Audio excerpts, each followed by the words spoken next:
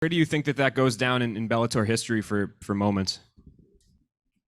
I mean, that honestly was spectacular. I mean, you guys felt the energy in that room. I mean, it was electric in there, and it had that big time, championship fight feeling. And AJ did his thing, man. He was impressive. I mean, I've seen Pitbull fight for many years, and AJ did what he had to do, took care of business, and it's won the tournament, won the $1 million. I think he's very happy right now. And I know you love talking about when you first met him, and, Yeah. and you use him as a great example of your prospect development. But did that performance even surprise you a little bit with how quick and dominant it was? Yeah, the very beginning of that fight, I thought Pitbull was trying to lure him in, and just kind of lure him in to start throwing his hands and start putting some power on him. But I think that AJ completely dominated the fight, and then I think, pretty much he was out, and then he was out again. It seemed like that, he got choked out, and it was, he just, it wasn't his night. Pitbull's a great fighter. He's been a great champion. I mean, AJ is just, he's a rising star that became a big star tonight. Hey, Scott, right back here. Obviously, a lot of talk going into the fight was that if AJ wins, the possibility of running it back at 155 for Pitbull's title. Just your initial thoughts on that strategy, or what you might have in mind for the future.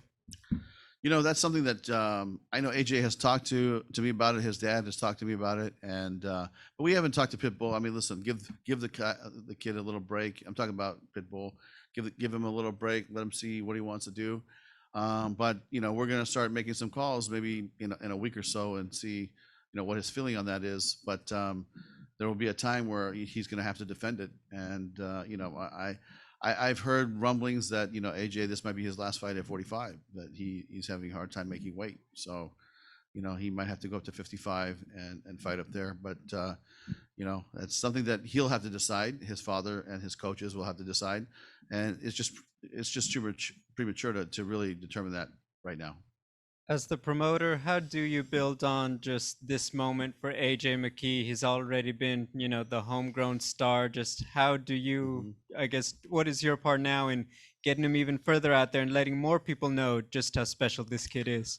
I mean, I think that if you look at the promotion behind this fight, I mean, I think that the PR team, the digital team, Showtime, everybody did, all parts I felt were really in alignment, and they did a great job promoting this fight. And I think you saw it here today. I mean, it was so nice to have fans here and to feel the energy. I mean, could you imagine if this fight was in a no audience event? I mean, place where we had to do it. I mean, it wouldn't have been the same. And so, to me, AJ had a lot of fans here. You could hear him; was passionate, and it was a great night. The undercard felt like it was developing into Bellator Dagestan with Hassan, obviously Magomed Sharipov, Usman, Islam. Just can you talk a little bit about how everyone performed? And a lot of the guys seem to be, targeting that Fedor card in Moscow. Just your thoughts on that. Yeah, I mean, we invited Usman to fight in Moscow because I don't think he's injured. So I talked to his manager before he left, said, we're looking forward to having you fight again. We just want to keep him busy and keep him fighting, keep him developing.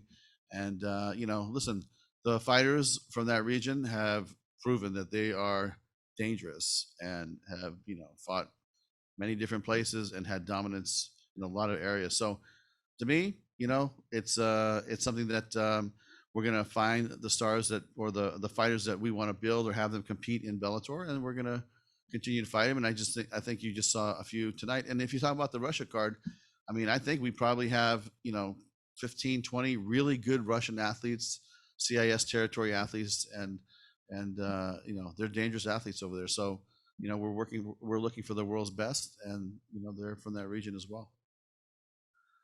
And speaking of that Russian card and also, potentially other abroad cards, are you worried about the rising COVID cases and those cards actually happening? Is there any backup plan in case that doesn't happen? I'll tell you, we are monitoring it closely, obviously. I mean, when we planned our France event, Paris event last year, when we planned it, it was half capacity. We're going to have 9,000-10,000 people there. And then COVID hit, started getting rising, and we started getting cut. It was down to 1,000 people by the time we got there. And then the week after, there was nobody allowed to even come to the country. So, we're going to be monitoring it. Hopefully, like in the UK, it's fully open. I think they're 85% vaccinated in the UK. So I feel good about that event. In Russia, I know they're doing what they need to do, and my feeling is that will be fully, a full scale event like this was. And maybe they might have some protocols with masks and things like that. But believe me, Vicom is really about protocols and making sure that all of our athletes and our staff, our production team, is safe. So that's gonna be the number one priority moving forward. And if it changes, then we'll adapt. But right now, it's full steam ahead. Would it be possible to take that entire card if you can't go to Russia, bring it back to Connecticut, or is that just? Yeah. I mean, I think about if that Russia card, because listen, Fedor wants to fight, and these guys want to fight, so we're going to fight them. And so if Russia, if they're on lockdown and COVID starts ramping up to the point where we can't do it there, then of course we would find an alternate location.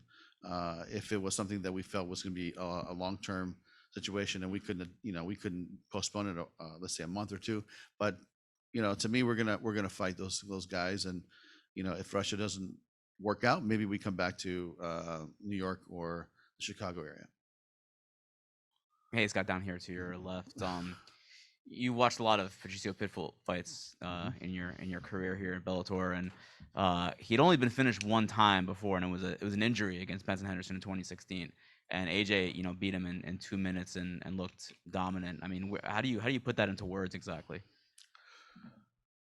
It's spectacular. I mean, this kid is dynamite, and I think that I always felt, even AJ in his last 3 or 4 fights, I felt that he was going to be a big star for Bellator, and he himself is recognizing how his ability has grown and who he can fight, and he's got a lot of confidence. This kid's got a lot of swagger. But I'll tell you, he had a lot of swagger when I met him at 17. So this is nothing for him. He's always believed in this. He's always had this as part of his destiny.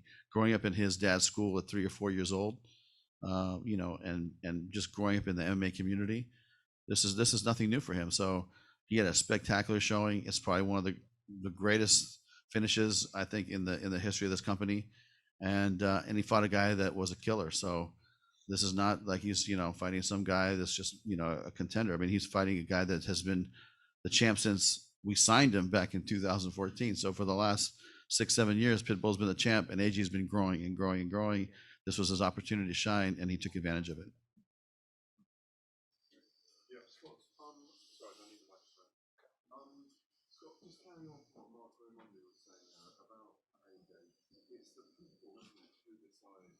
On a star and on a champion, and as you said, really felt it in the arena tonight. Is he potentially the catalyst for Bellator to go perhaps onto mainstream CBS, get him on big chat shows, which we perhaps haven't had so far from the fight? Well, there is a plan in place for sure, and next year we are looking to do some specials with CBS and the parent network. But right now, I just want to enjoy this moment, and AJ enjoy this moment. But him fighting on big CBS, I'm sure CBS would love it. I'm sure AJ would love it. I'm sure it'd be good for everybody. So yeah, it's possible, and I'm sure that Showtime would love to have him fight on Showtime, and who knows, maybe he could become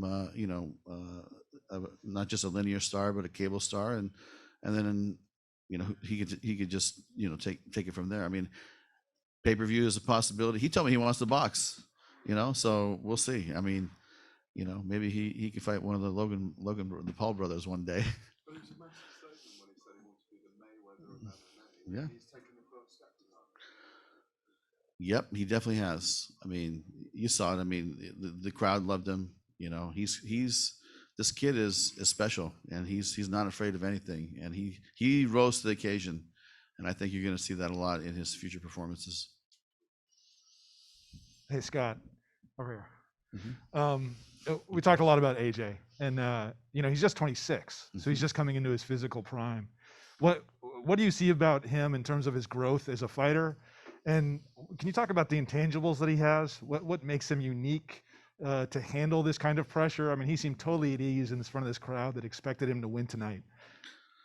Yeah, I mean, you know, Josh, when I look at this kid, he's got striking, he's got the wrestling, he's got the jiu-jitsu, he's a complete fighter, and he's been that way for a beat, you know, for a while. I think for the last 4, 5, 6 fights, and so you know he was ready to take this step. I think a little while ago, but you know, when you look at what is his weakness, you know, even I talked to his coaches before the fight, maybe a month ago, and they said this is going to be a tough fight because the kid has no weaknesses. Even they recognize that anything can happen. Pitbull is dangerous. He's got a lot of power.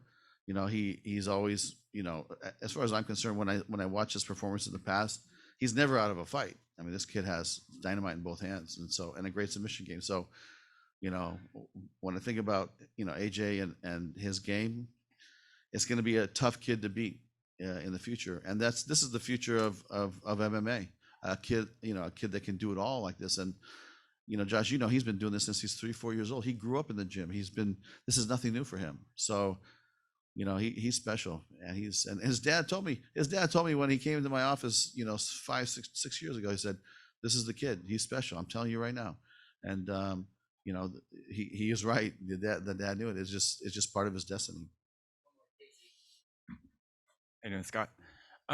This is just a simple question, but can you confidently say, with regardless of promotion, is AJ McKee the best featherweight in the world?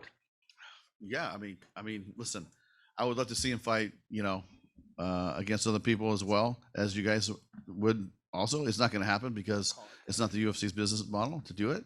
But you tell me this kid couldn't go in there and fight anybody right now. We already know, everybody knows he could do it. So if they want to get it on, then we'll do it in a second. So that's how I feel. All right, great. Thanks for the time, Okay, Scott. thanks, guys.